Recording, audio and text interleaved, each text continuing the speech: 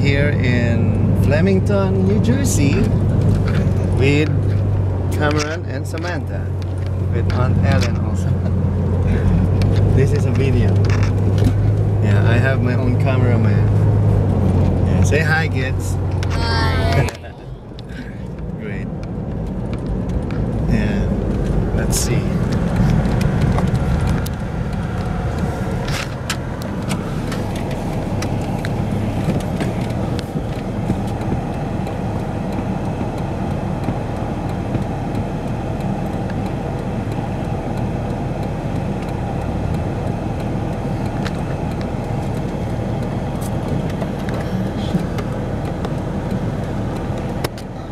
Bibilis na mga sakyan din.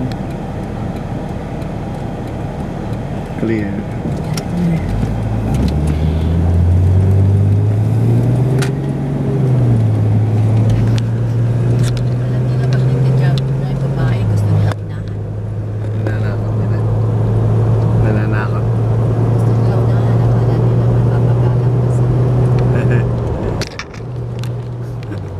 May discrimination din pala dito.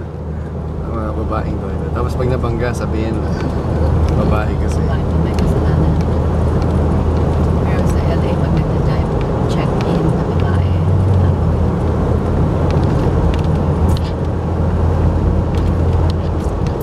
Pero ngayon, hindi na kami dapat mag-aanos ng, di ba, mga inchik sa atin, na ano natin, niloloko. Kaya sabi ko kay George, huwag na tayo mag-aanos sa mga inchik kasi yung isa nila mo inchik.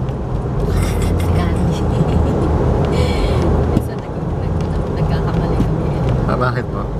Minsan, inaano namin yun, dinadown namin yung mga ibang check. Sabi namin, pagkain natin ano ng check. Pero sila board naman, yung parents niya mababait. Chokaran din namin. Tapos ito, chokaran din namin. Mabait sila eh. Sila mga nag-aalaga sa mga bata.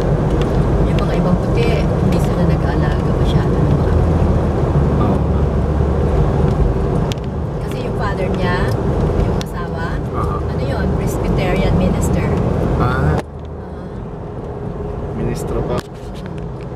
Dati doon sila sa isang small town. Retired na siya eh. Pero 30 years, 35 years siyang minister doon sa town na yun.